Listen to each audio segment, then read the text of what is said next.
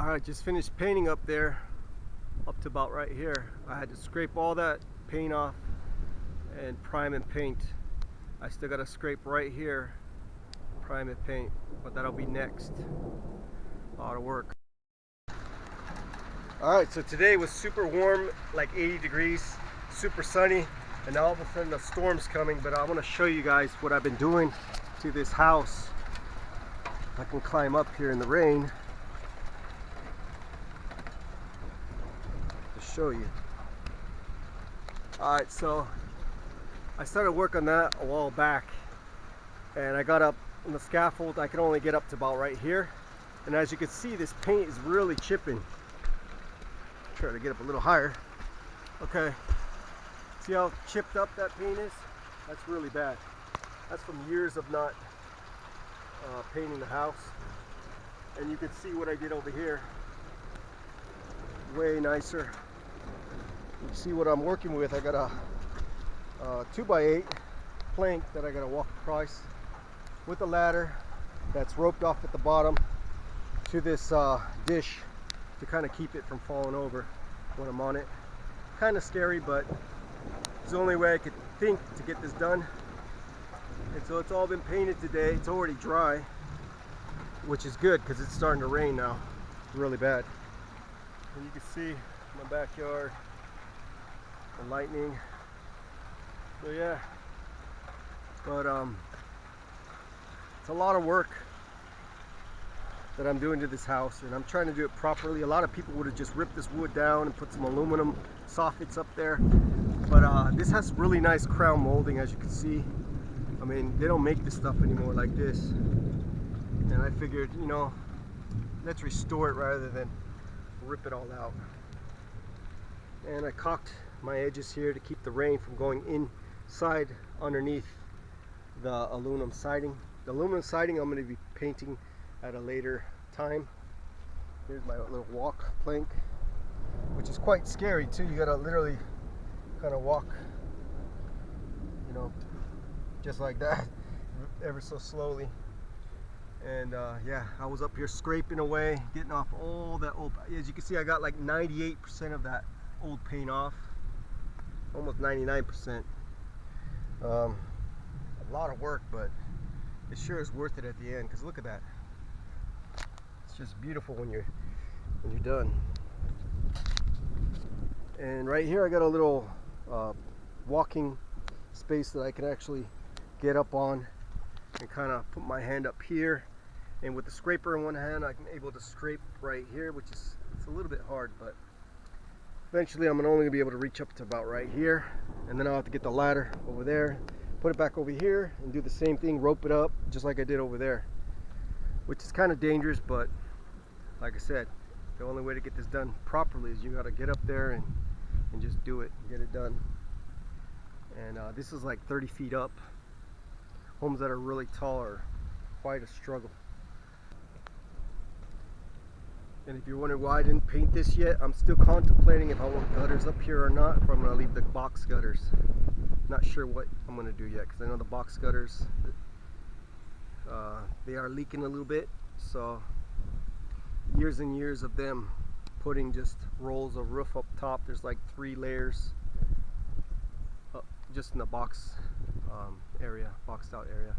So I'm not sure if I'm gonna put a gutter. If I put a gutter, I have to take this really nice crown molding off, which I don't know what it looks like. It's made out of oak. I'd have to take this off and just put a plain piece of 2x6 or something, and then put the gutter on there, and then get rid of the box gutters, which is up here. Well, the box gutters that have been covered up with roofing roll felt.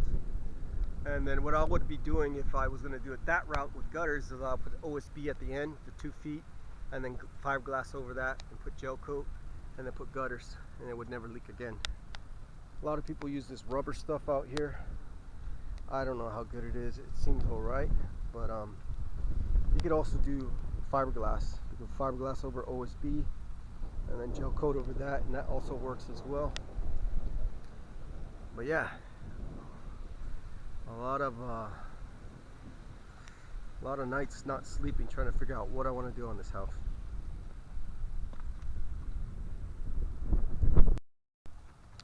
And as you can see up there, it's leaking, like I said, through the box gutter. That's why I never put a piece of wood there, because I knew it was leaking. It's leaking right in there. That's why it's all crappy too, the paint. Let's see if I can show you closer. Alright, see that? Dripping right out. So that, you can see right there, that box gutter is not even working. It's got a leak in the roof. It's just going right through there. So if I would have put a piece of wood replacement there, it would have just, I have to fix the roof first before I start putting replacement pieces. And you can see right there it's dripping, so it's a mess up there. And I'll do a video of that in a minute. I'll make a video of that later, how bad the roof is from the top, at least where the gutters were. And I should have made a how-to video on how to set up this scaffold by yourself. You can see I got four layers, including the top, bar railing.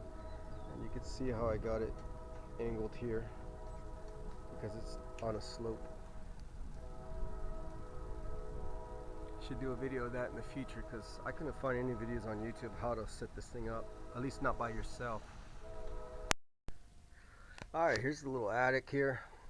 It's a real short attic. I can barely stand up in here without hitting my head.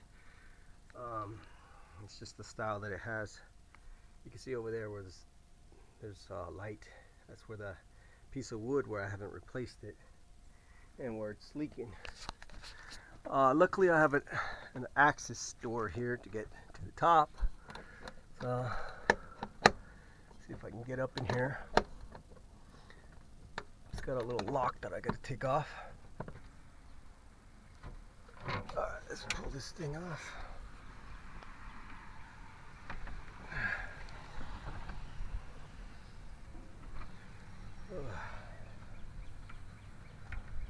It's just raining, now it's all sunny again. Alright, let's show you what I'm talking about. So here's the gutter.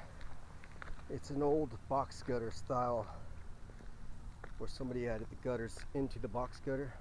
You can see there's a gutter opening there, and this thing runs, it works fairly good, not too bad.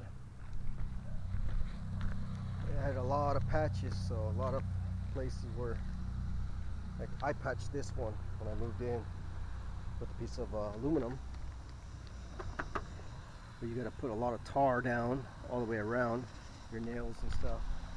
I did this one as well. This one was already done with rubber when I got here.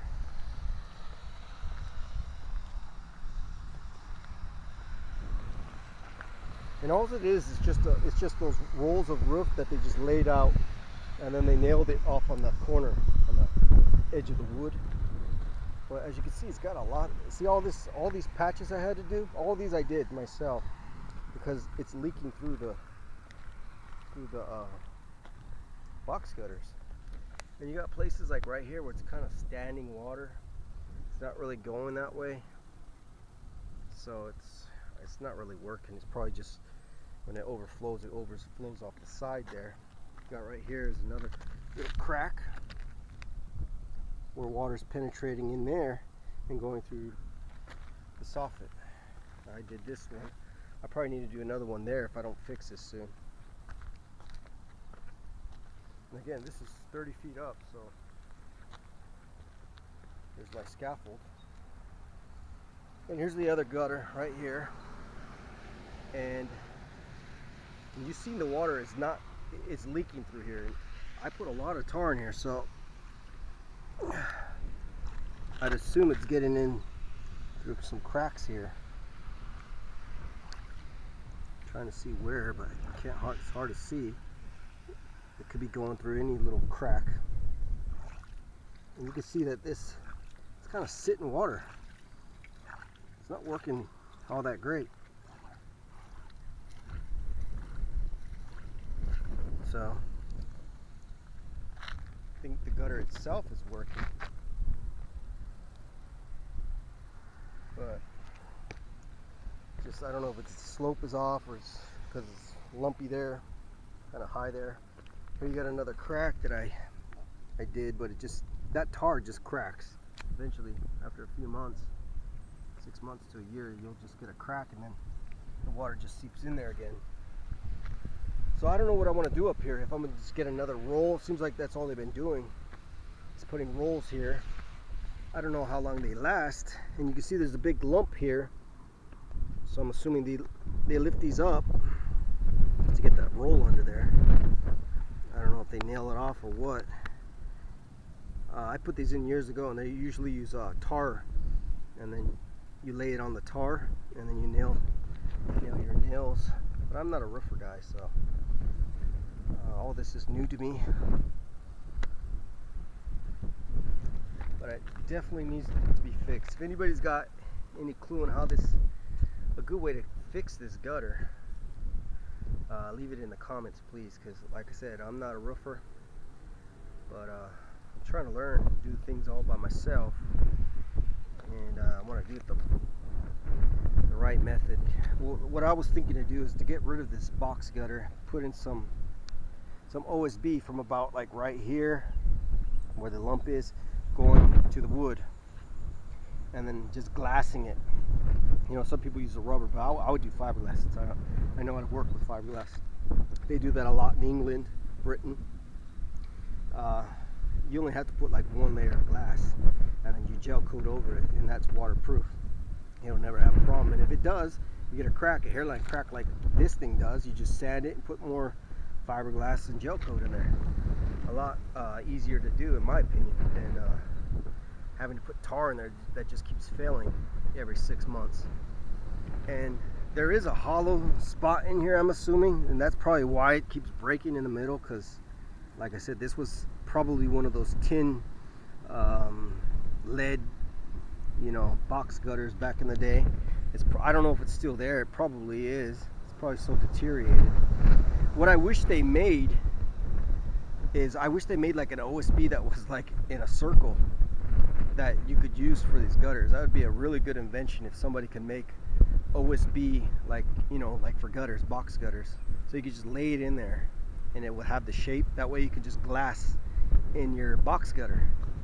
And fiberglass will, you know, be watertight, and at the same time you'll have your gutter and it'll be waterproof, and you'll be able to glass right onto that OSB that's curved, because they don't make OSB unless it's flat. And if I put a flat piece here, the water's going to run off and I'm not going to be able to use it for a gutter, and that's the problem with that. But again, because I got such a crown, nice detailed wood there, I don't know if I want to go that route, because then it's probably going to need a gutter, because if not, the water's just going to probably cascade down and go down the wood and then rotten it all up again. So again, if you got any comments about what I should do, leave them down there for me. I'll read it and I'll take it into consideration.